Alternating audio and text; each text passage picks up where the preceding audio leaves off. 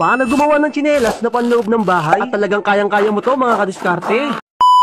Basta mga kadiskarte, ganito lang yung kadali. Kumuha lang tayo ng long sleeve at gupitin sa magkabilang parte na ito. Then kumuha tayo ng gantong klaseng tsinelas. Then ready natin ang ginupit nating long sleeve. Dahil ito ang ilalagay natin dito sa ating tsinelas. At ilusot na nga natin dito sa ating tsinelas ito mga kadiskarte. At ibukan natin ng bandang to. At isuot lang natin dito sa ating tsinelas. Na para bang nagsusuot ka lang ng medyas. At siguraduhin mo lang na pantay ito mga kadiskarte. At dapat ganito ang kinalabasan. At syempre ilusot din natin tong bandang ilalim ng long sleeve. At pagtapos nito, banat-banatin lang natin tong tela para pumantay lang ang bawat parte nito. At dapat ganito ang magiging itsura niyan mga kadiskarte. Then isunod natin ng isa nating tsinelas. At syempre same process din naman ang gagawin natin ito mga kadiskarte. Then pagtapos nito, itupilang natin ng sobrang tela dito sa bandang ilalim nito. At syempre kailangan din natin tahiin to mga kadiskarte. Tahiin lang natin to ng pantay at medyo banat. Syempre kailangan mag-iingat tayo sa pagtatahi nito mga kadiskarte. At ito na nga ang kinalabasan. At talaga napakalapit nito mga kadiskarte.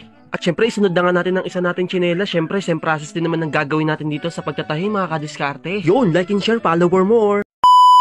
At syempre mga kadiskarte, susubukan natin tong suotin para makita nyo kapaki-pakinabang ang ideyang to at diskarte mga kadiskarte. Yun no? Basic! Talaga napakasolid ang ideyang to mga kadiskarte.